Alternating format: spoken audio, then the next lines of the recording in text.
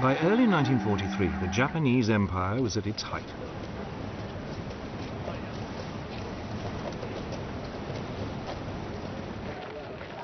The country had occupied Malaya and Burma, the Philippines, and the Dutch East Indies, Indonesia today. These territories had become vital sources of strategic supplies such as oil and rubber. Now the United States laid plans to roll back the Japanese gains.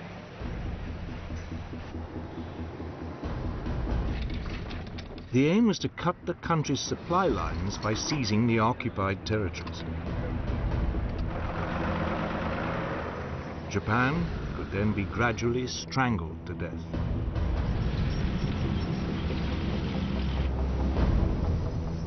But to win in the vast expanse of the Pacific, the US would need to develop new forms of mobile warfare. They would be based on amphibious landings supported by aircraft flying from carriers.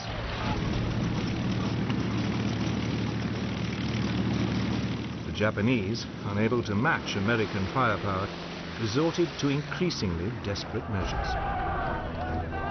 The country fell back on ancient notions of military honor to create suicide units.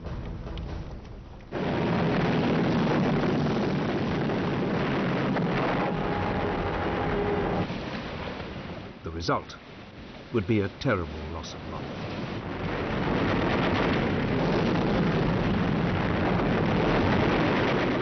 This would be a decisive phase in the war in the Pacific and would mark the end of Japan's dreams of empire. But this was to come.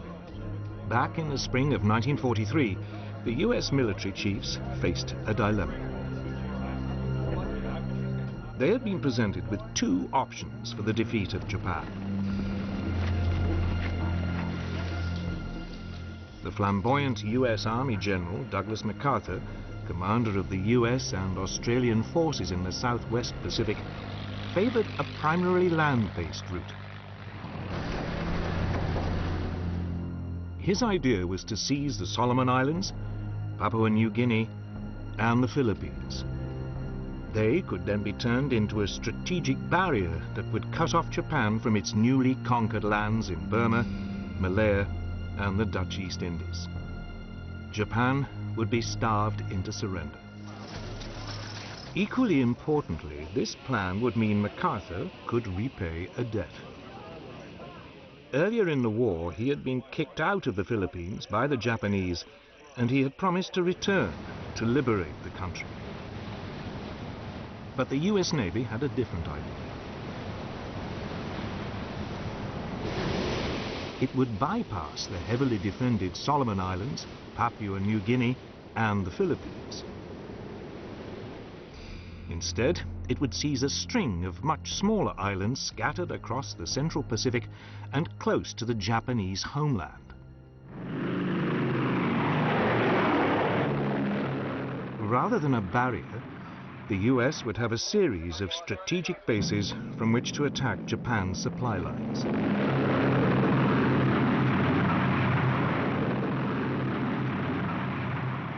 They argued it would be swifter and much more economical.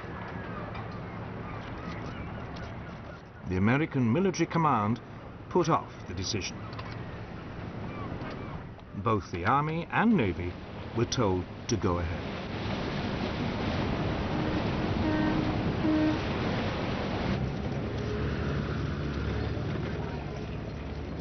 In June 1943, MacArthur's plan was launched. It was called Operation Cartwheel. The first target was the major Japanese military base at Rabaul on New Britain in the Solomon Islands. It would be a two-pronged attack.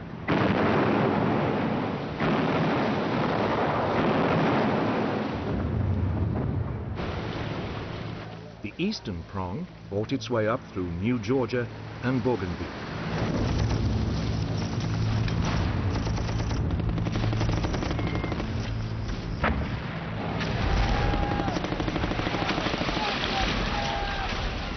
The western prong battled its way through Papua New Guinea. But the virtually impenetrable jungle and unhealthy climate made progress slow.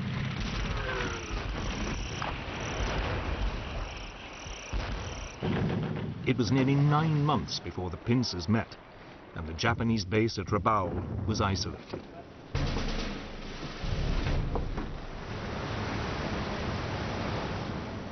Meanwhile, as the US Army took control of the Solomon Islands, the US Navy mustered a mighty fleet.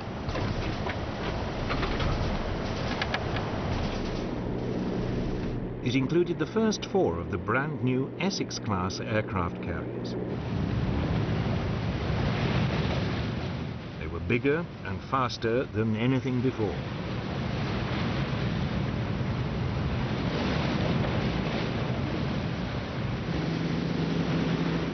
The new carriers were equipped with outstanding new planes like the Hellcat and Corsair fighters, Helldiver dive bombers, and Avenger torpedo bombers. Together, they both outperformed and outnumbered their Japanese opponents.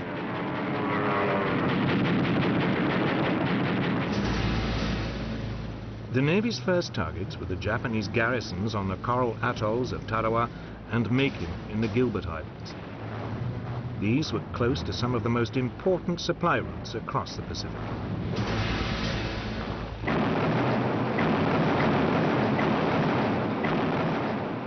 For a week, the atolls were bombed by carrier-based aircraft.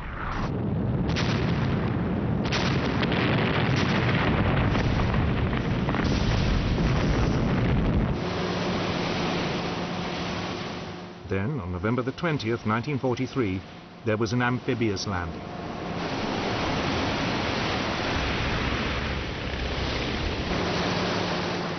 Makin was captured with little difficulty.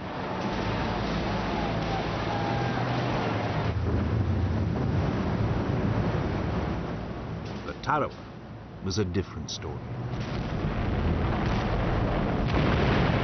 Reconnaissance had failed to reveal that the water was too shallow for the landing craft.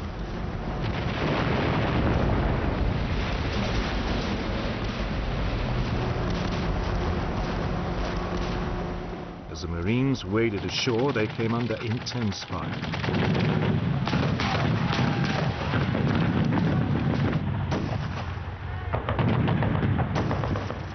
The island was honeycombed with fortified machine gun nests.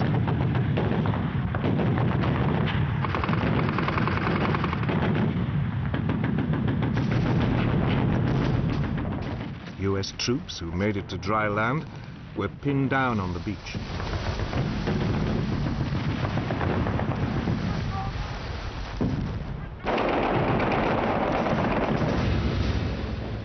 By the end of the day, over 1,500 of the 5,000 US Marines landed had been killed or severely injured.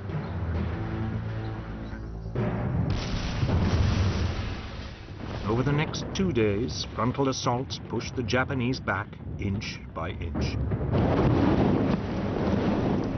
Very often, only flamethrowers could eliminate the Japanese strongpoints.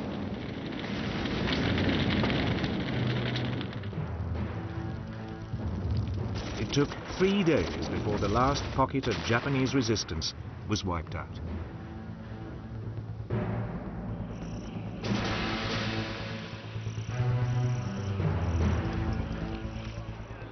Of the 4,200 Japanese troops on the island, only 17 were captured alive.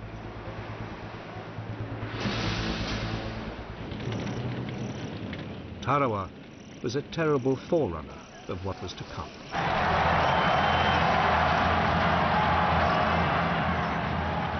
The Japanese had shown that there would be no question of surrender. They would fight to the death. It was a grim prospect.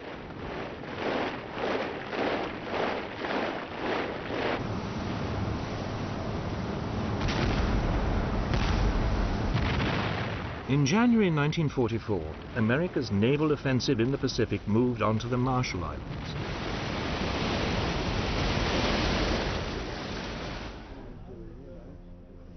Admiral Chester Nimitz, the U.S. naval commander in the Central Pacific, was anxious to avoid another bloodbath.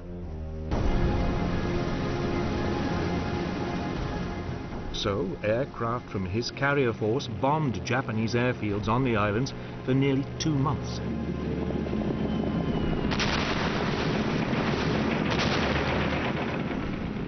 Finally, on February the 1st, 1944, he sent in the assault forces.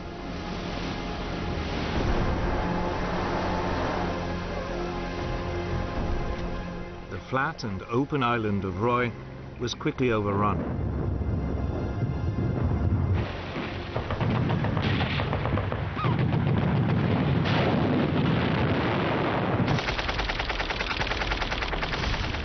But the islands of Kwajalein and Namur were wooded, and the Japanese resisted fanatically.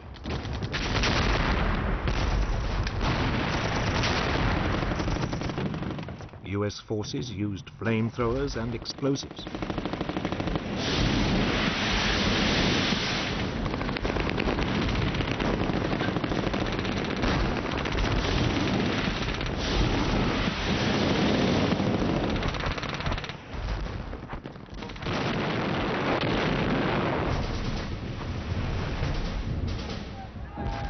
The Japanese responded by launching suicidal banzai charges.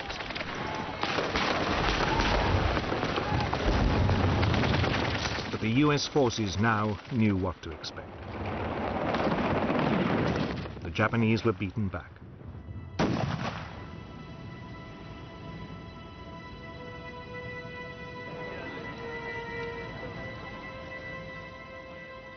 Over 8,000 Japanese soldiers died, for the loss of less than 400 US lives.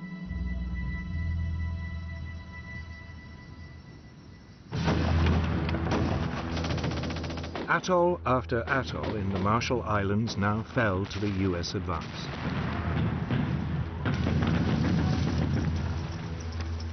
Kwajalein was followed by Inuit. The island of Truk was bypassed and cut off. Though a small Japanese garrison would remain undefeated until the end of the war.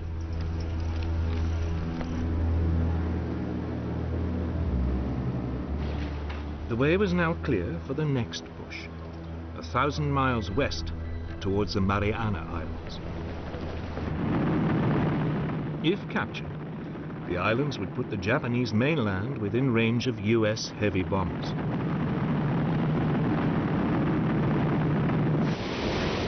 They would also enable America to block Japan's supply lines from Southeast Asia. On June 11, 1944, the US started to soften up the 3 main islands in the Marianas.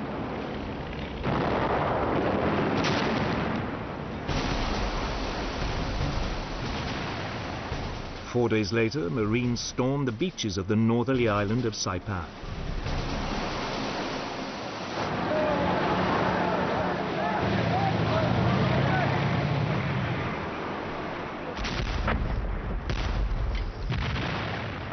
This time, the terrain was mountainous, with many caves, and the preliminary bombardment had not disrupted the Japanese defenses as much as had been hoped.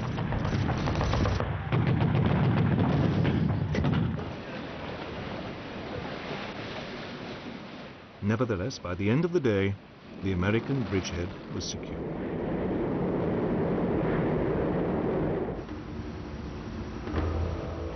In Tokyo, the news caused mounting alarm. The Japanese High Command now sent a carrier fleet to rescue the situation and save the Marianas.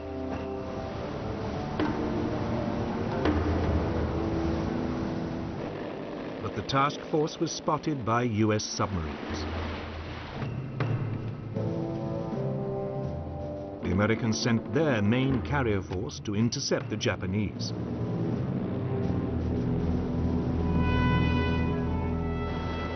On the morning of June the 19th, 1944, the Japanese launched airstrikes against the US ships.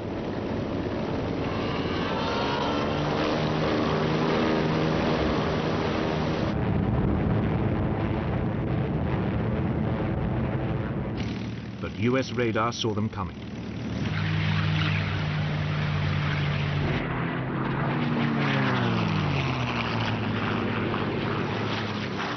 "450 fighters were scrambled to intercept the Japanese planes.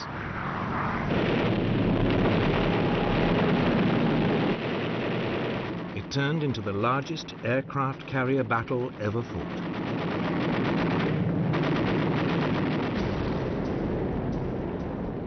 The US task force had 15 aircraft carriers and more than 900 aircraft.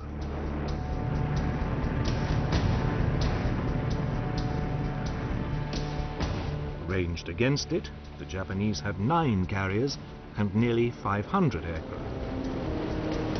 But Japan had lost many of its experienced air crews during the Solomon and Marshall Islands campaigns. Its novice pilots faced battle-hardened US flyers.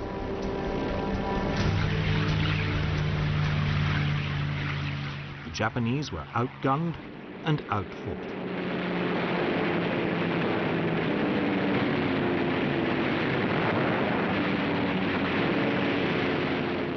It would go down in history as the Great Marianas Turkish.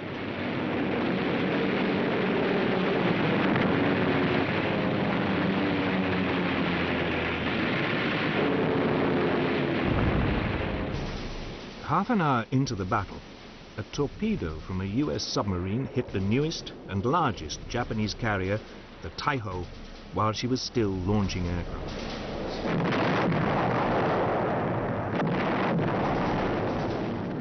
The Battle of the Philippine Sea had claimed its first major victory. At around the same time, another US submarine torpedoed the carrier Shokaku.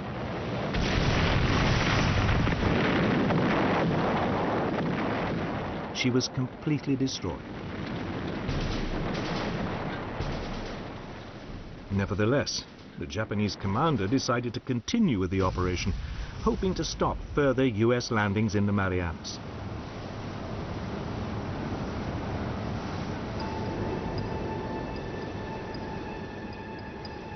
For much of the following day, the US forces tried to pin down the exact location of the remaining Japanese carriers. Bearing 096. It took them until the afternoon to find them. It was late in the day to launch an attack, and the aircraft would have to fly at the limit of their range. But the US Task Force commander, Admiral Mark Mitcher, decided to gamble and attack.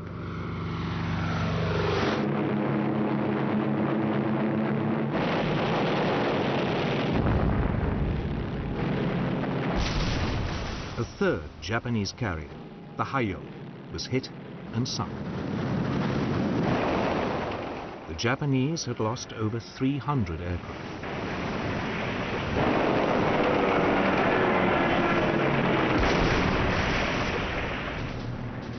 But as the US planes now returned, dangerously short of fuel, they ran into a problem. In the gathering darkness, they couldn't find their own carriers. Many ran out of fuel and had to ditch in the sea. Mitcher, in an act of extraordinary courage, ordered his carriers to switch on their lights to guide in the returning aircraft. Fortunately for the Americans, there were no Japanese submarines to see them. Nevertheless, over 80 US planes were lost, either through having to ditch in the sea or through crashing while they landed.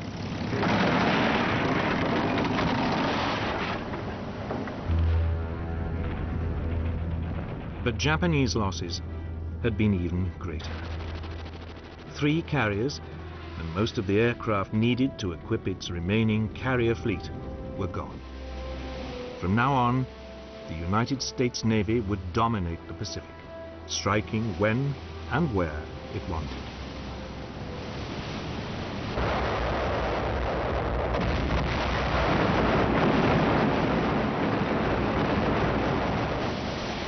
The Japanese naval defeat in the Philippine Sea meant the United States could now press on with its assault on the Marianas.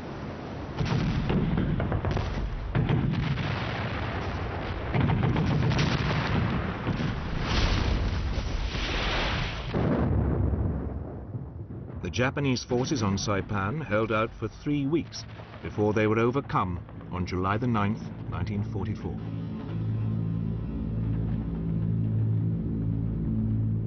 The final horror came when thousands of Japanese civilians were persuaded to jump to their deaths from the cliffs rather than be captured by the Americans.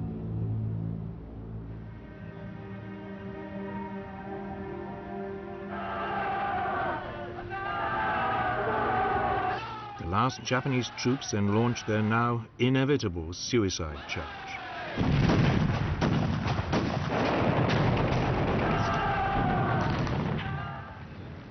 Virtually the entire 32,000-strong garrison was killed.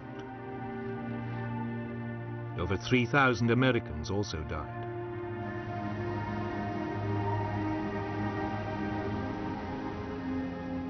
Two weeks later, US Marines landed on the islands of Guam and Tinian, also in the Marianas.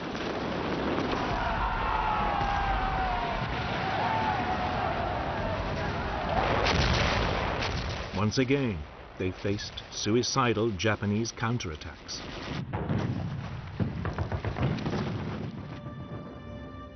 But they failed to stop the American advance. The US Navy had seized the Marianas.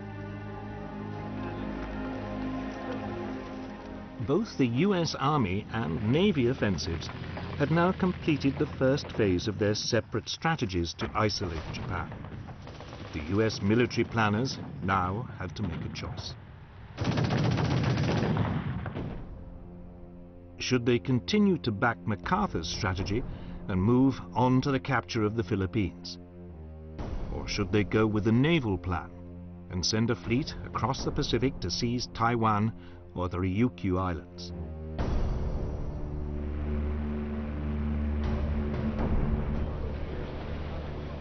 The naval option would isolate Japan without the need for an almost certainly lengthy and bloody operation to take the Philippines. But at a meeting in Hawaii on July the 26th, 1944, MacArthur charmed President Roosevelt into backing his plan to liberate the Philippines. The Navy was instructed to support it before returning to its island hopping strategy. It was a decision that would cost a horrendous number of both military and civilian lives.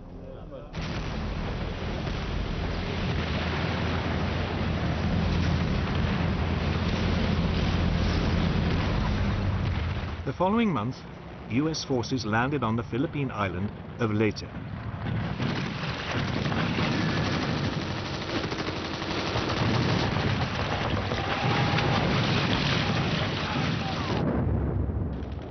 They took the Japanese by surprise. They had expected the first US landing to be on the main island of Luzon.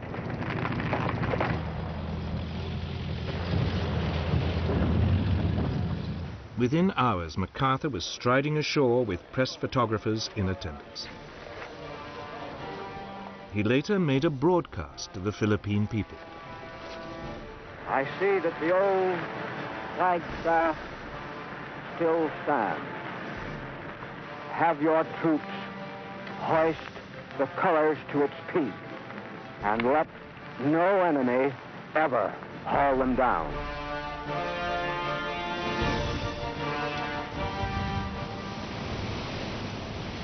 But the Japanese soon recovered and launched an ambitious plan to use the remains of their naval power to counterattack.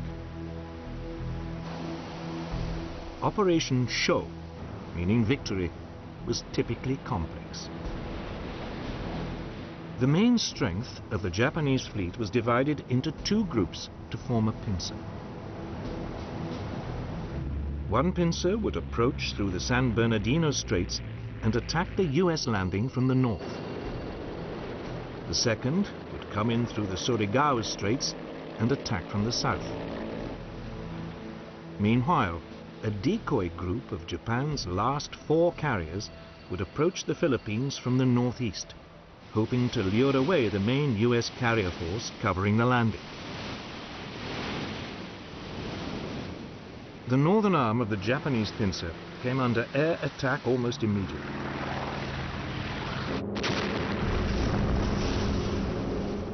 After nearly 2 days of bombardment, the super battleship Musashi was sunk. The northern pincer then appeared to retreat.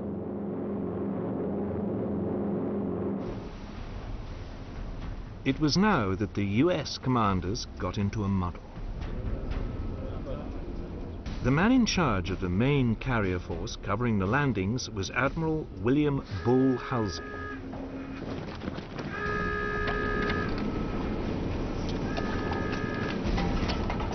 He now got word of the Japanese carriers approaching from the northeast. Halsey, believing the northern pincer was no longer a threat, set off to intercept them. He had fallen for the Japanese decoy.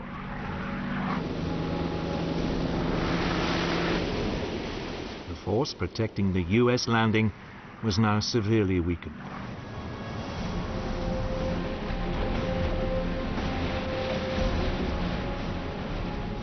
But the commander of this force now inadvertently compounded the problem. Unaware that Halsey had taken off, he sent his battleships to ambush the southern arm of the Japanese pincer. It looked like a spectacular success.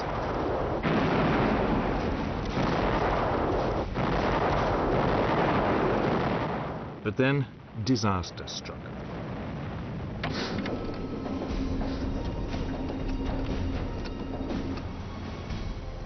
The northern arm of the Japanese pincer had only pretended to retreat.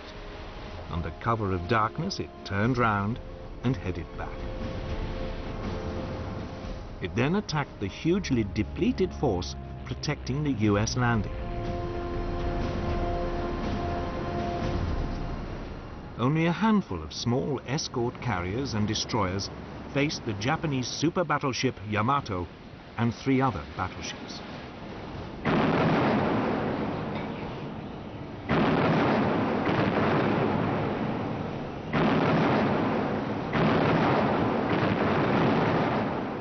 It was now the turn of the Americans to put up a desperate fight.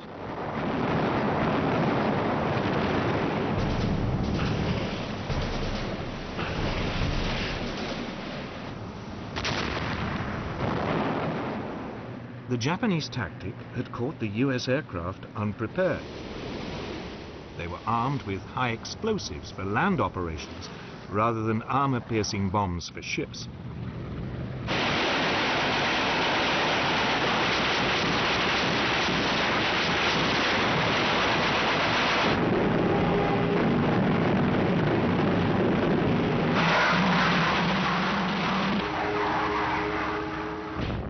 Then, just as it seemed the Japanese must break through, they suddenly turned tail.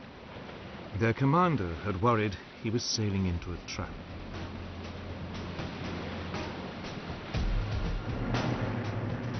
Meanwhile, to the north, Halsey's headlong rush to intercept the Japanese decoy force finally paid off.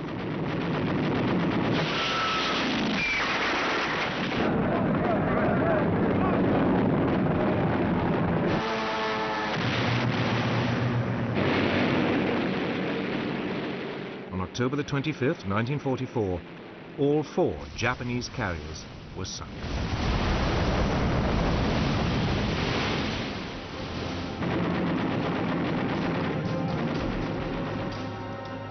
The Battle of Leyte Gulf had completely finished off Japan's once proud navy. There was now little hope of holding back the American advance. For Japan, it was time for desperate measures. The stage was set for a terrible climax to MacArthur's plan.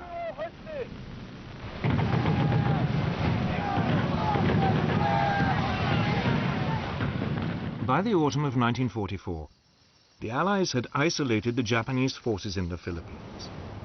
Their naval support had been destroyed.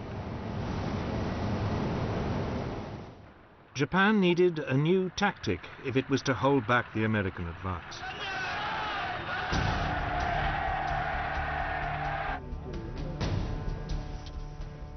The Japanese commander called for volunteers to join special units.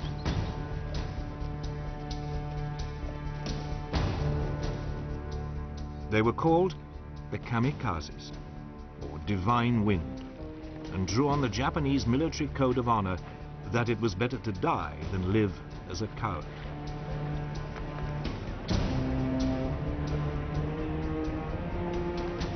They were suicide units.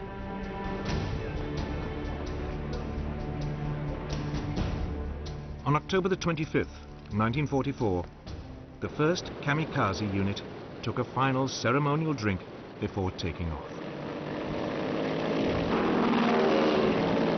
Its target was the US fleet.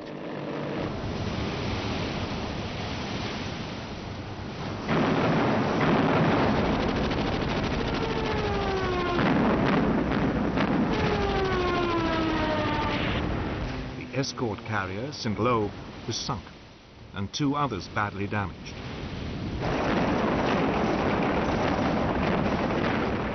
Further kamikaze attacks followed.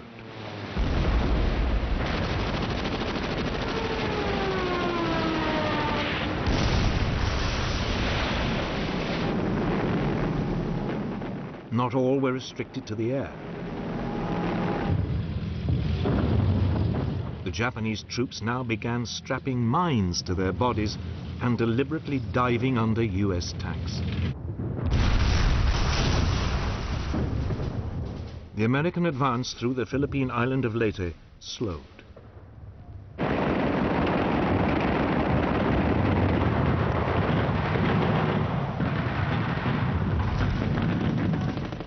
It would take 2 months before the island was finally secured.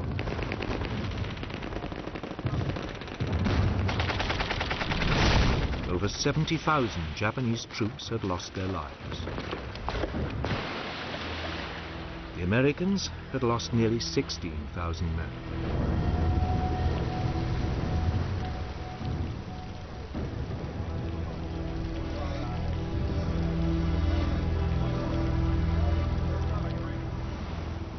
But MacArthur was undaunted. He now moved on to the main Philippine island of Luzon. The defenses were, as usual, softened up by air attacks.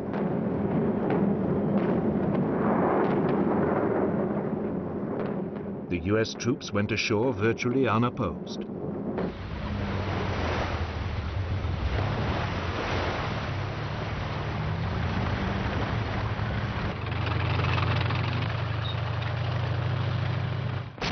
But as they advanced, Japanese resistance stiffened.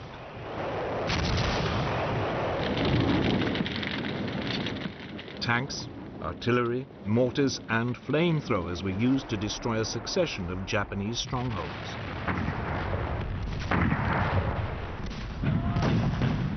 Painfully, the US forces battled forward.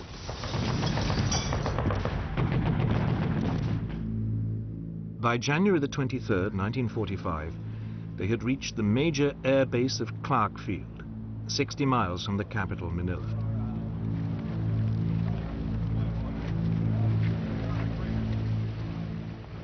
A week later, they were approaching the capital itself.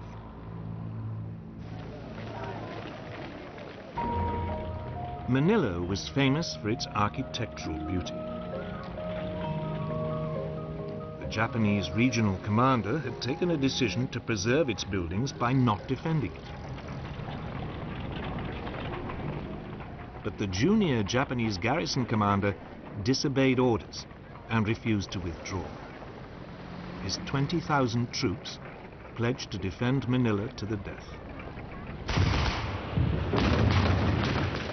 There now began a ferocious month-long battle to seize the Philippine capital.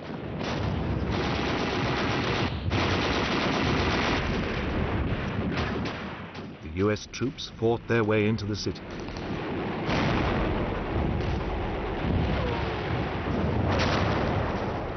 At first, they too tried to preserve the major buildings. But as they ran into snipers, machine gun nests and hidden artillery, they were forced to reduce much of the city to rubble.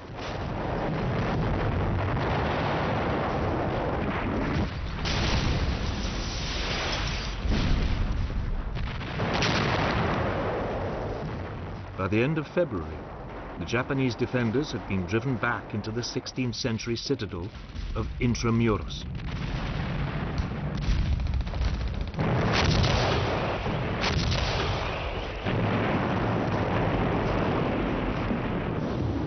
It would take another week of fierce fighting to flush them out.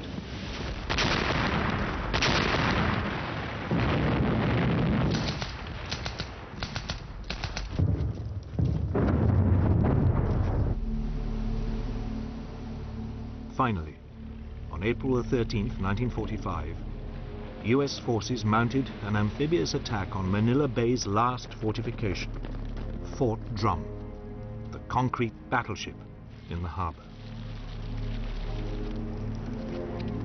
Its ventilation shafts were packed with kerosene, white phosphorus, and explosives.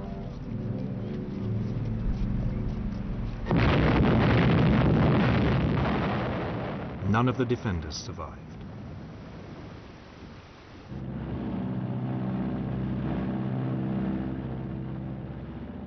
The battle for Manila had been an horrific affair.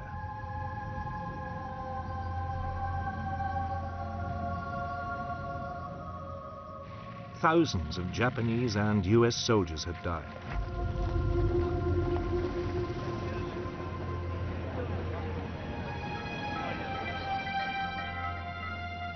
But the real horror was that some 100,000 civilians also lost their lives.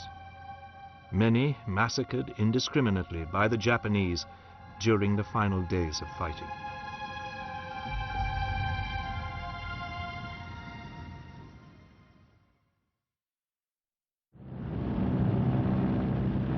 Elsewhere in the Philippines, there were more than 50 US landings on other smaller islands.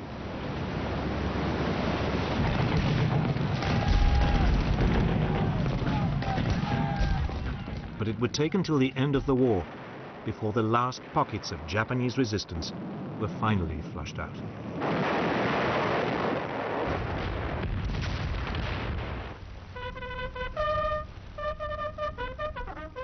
MacArthur's conquest of the Philippines had proved as difficult and costly in lives as his critics had feared. It may also have been unnecessary.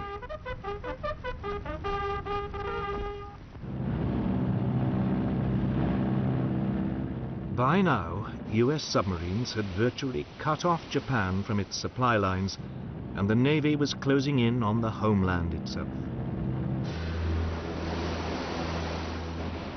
The Japanese merchant fleet was particularly vulnerable.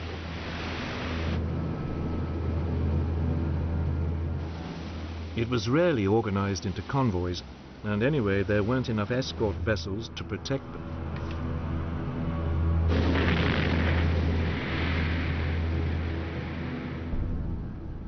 By the end of 1944, so many Japanese merchant ships had been sunk, the US Navy was having problems finding new targets.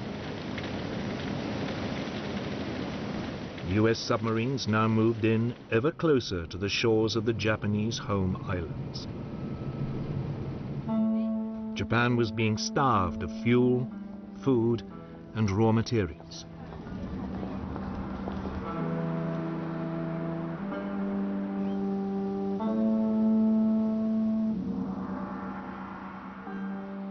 The US Navy's submarines in the Pacific had succeeded, where German U-boats in the Atlantic had failed, in bringing an island nation close to defeat. But now, the US forces faced the daunting prospect of invading its fanatical enemy's homeland.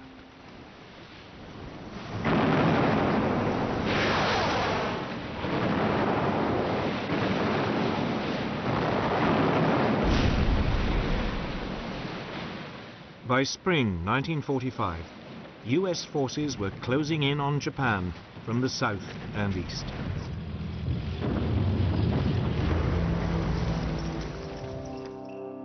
But to the west, in China, Burma and India, a separate campaign had been unfolding.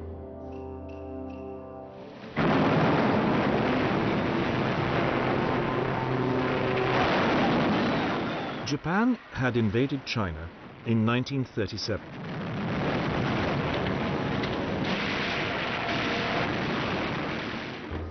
The United States had regarded the Chinese leader, Chiang Kai-shek, as a Western ally and sent aid.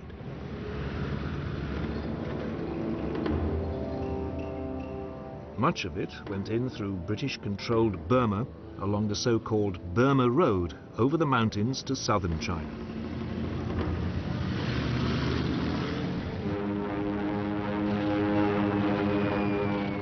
Then, in 1942, Japan invaded Burma and kicked out the British. The Burma Road was shut down.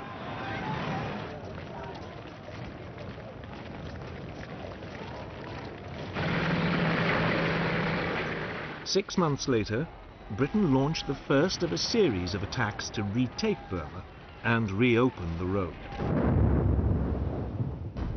The first, in late 1942, advanced down the Burmese coast from India. But the Japanese crushed it.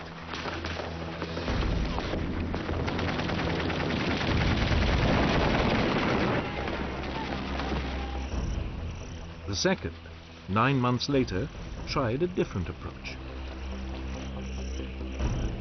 Instead of sending in a conventional force, small groups of soldiers were infiltrated deep behind Japanese lines. They were known as Chindits and were the brainchild of an unconventional officer called Ord Wingate. Their task was to destroy railway lines and disrupt Japanese communications.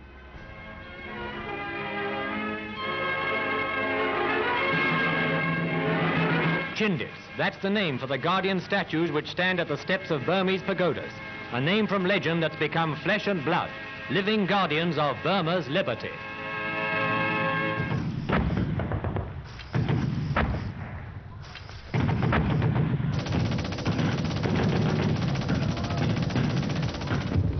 But the Japanese soon began to hunt them down.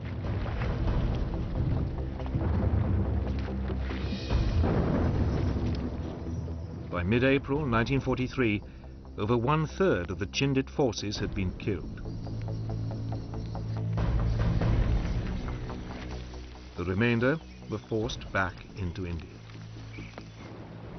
The struggle to retake Burma was becoming a serious problem. So, in late 1943, the Allies turned to US General Joseph Stilwell. We got run out of Burma, and it's humiliating as hell. I think we ought to find out what caused it, go back and retake the place.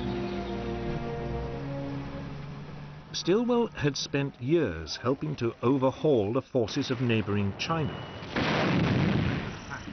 The Allies now decided to put them to the test.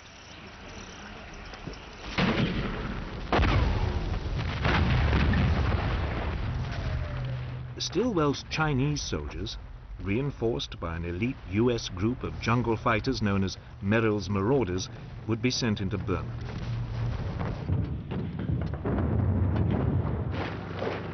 In October 1943, they crossed the border and made their way down the east side of the country.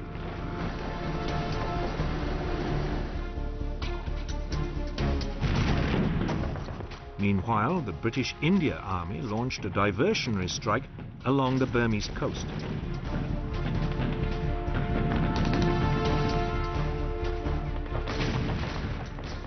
Finally, Chindits moved into northern Burma, deep behind enemy lines, to cut Japanese supply routes. The Japanese fell for the diversionary tactic and sent forces to counterattack along the coast. 2 divisions of troops from British India came under fierce fire.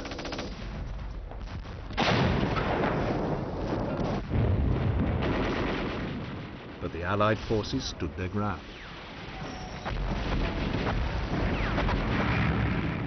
They were resupplied from the air.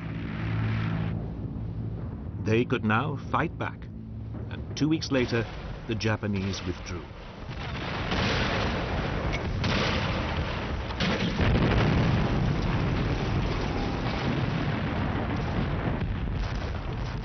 But it was only a temporary reprieve. The Japanese launched a counter-offensive of their own.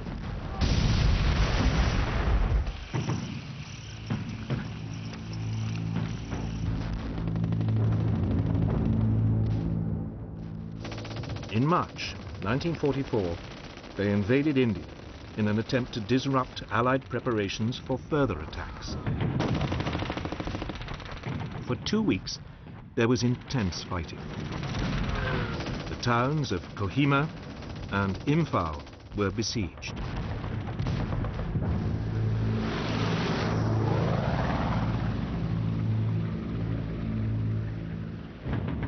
But there was stiff resistance, and the Japanese were finally forced to withdraw. Over 65,000 of them were killed. It was a major blow to their military strength in the region. Meanwhile, in Burma, Stilwell's Chinese forces had fought their way down the east side of the country, and by May 1944 had reached the important crossroads town of Myitkyina on the old Burma Road. For 3 months, the Japanese held them off. But in early August 1944, Myitkyina was overrun. The way was now clear for Stilwell's men to push further on down the east side of the country. They were soon joined by a fresh force of Anglo-Indian troops under British General William Slim. This began advancing into the center of the country.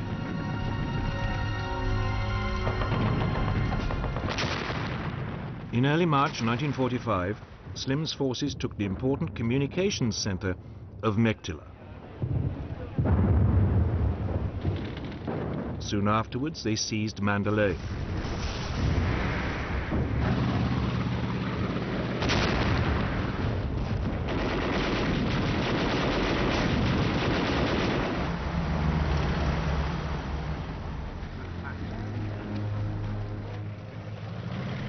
With the monsoon season now approaching, Stilwell's forces dug in on the east. But Slim's forces pushed on towards the Burmese capital of Rangoon. They were slowed down by the rain.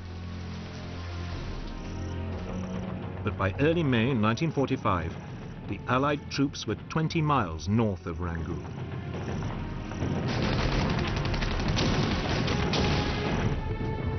Allied reinforcements were now sent in from the south to support them. Gurkhas parachuted into the Irrawaddy Delta. An Indian division came in by sea.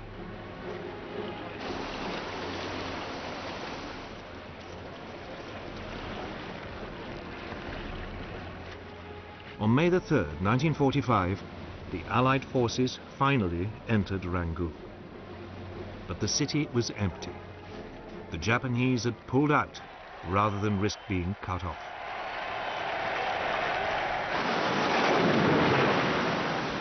The monsoon was now in full flow. But the campaign to clear the Japanese out of Burma was effectively over. The next stop in the war in Southeast Asia would be Malaya. But for all the success, Allied losses in the war against the Japanese had been terrible. The Americans were desperate to find a way to bring the war to an end without having to invade the Japanese homeland.